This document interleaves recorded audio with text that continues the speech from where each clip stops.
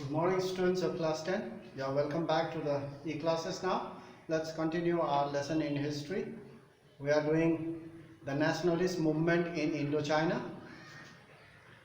So we have learned in our previous classes about the medium of instruction.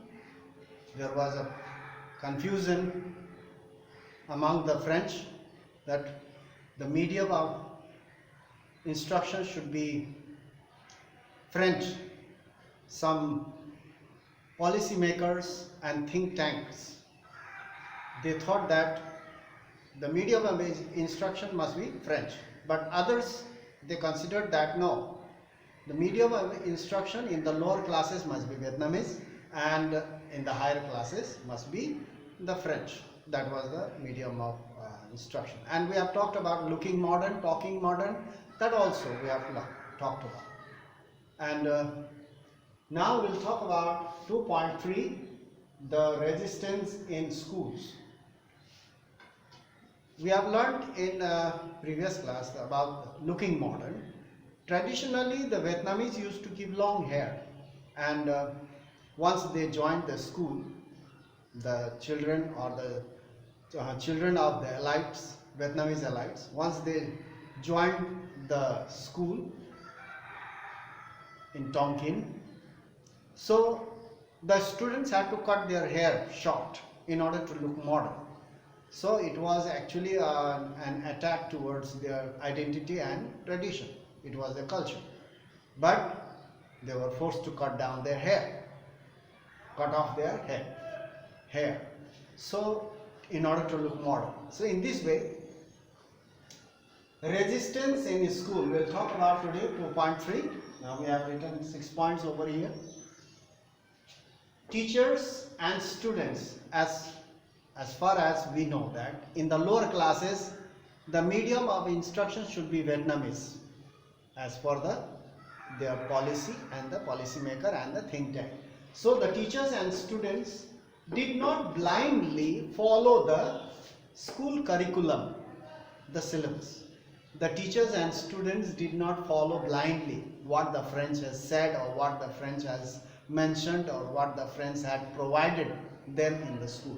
So they did not blindly follow the curriculum. Sometimes there was open opposition. Sometimes the teachers and students, they openly opposed, because in the textbooks they praised the French and the Vietnamese were described as primitive, backwards and very old. So in this way, sometimes there was open opposition by the teachers and the students, and at other times there was silent resistance. Now let's see silent resistance, how they resisted silently.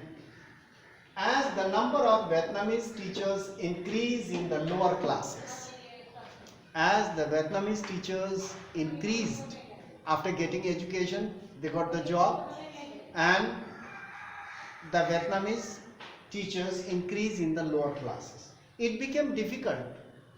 It became difficult to control what was being actually taught in the class.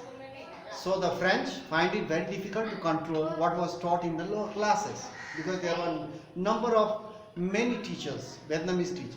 So the French find it difficult to control or check what is being taught in the lower classes. So what the teachers and the teachers did, while teaching, while the low classes students were being taught by the Vietnamese teachers, while teaching, Vietnamese teachers quietly modified the text. What was written in the text, they modified and taught the students. So the Vietnamese teachers, who were many in numbers in the primary schools, quietly modified the text and criticized what was stated. Stated means mentioned in the text. They criticized the French. What was mentioned in the text, they criticized the teachers, and they taught their own culture and about their own life. So they modified the text and criticized the French, what was being stated in the book. said in it. Now here in 1926, this was going on. In 1926, major protest, a big protest erupted. Erupted means started. Erupted in the Saigon Native Girls' School. Now, the major protest started here. So far, the primary schools, in the primary schools, the teachers and students, they silently resisted. Even the teachers modified the text and criticized the French. In 1926, the protest broke out in the Saigon Native Girls' School. What happened? Let's see. What was the incident that started the protest? A Vietnamese girl sitting in one of the front row. In one of the front row, a Vietnamese girl was sitting.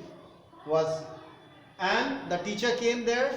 A French teacher came there and asked the Vietnamese girl to move to the back of the class. The French teacher came there and asked the Vietnamese girl to go and sit at the back and allow the French student to occupy the front seat. The teacher said, "You are a Vietnamese, you have to sit at the back. Let the French student stay over here, sit over here in the front.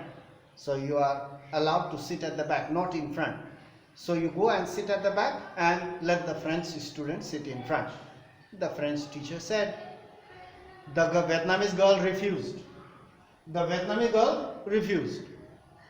The Vietnamese girl refused. She refused. She said, "No, why should I go at the back? I am also a student. I have the right to sit. So I came first." So the Vietnamese girl refused. Then after that, the teacher complained to the principal. The French principal, the principal who was a French, the French principal expelled her. The French principal expelled her. Expelled means threw out of the school or removed from the school. So she was asked not to come to school from next day. So the French principal expelled her from the class and from the school.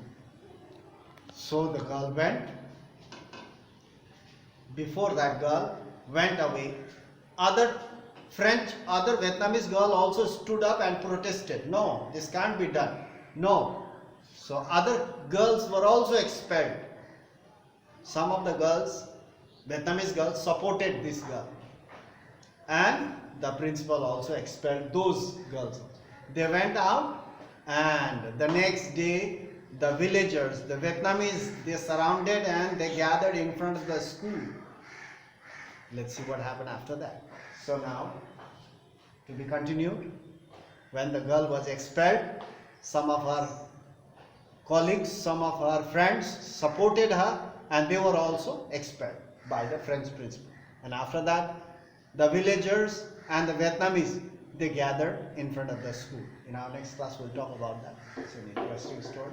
So this much for today. You go through this 2.3, resistance in school. You read that at home also. So thank you very much for listening so attentively and paying so much attention and being present in the class today. So thank you very much. We'll meet in the next class. Thank you very much.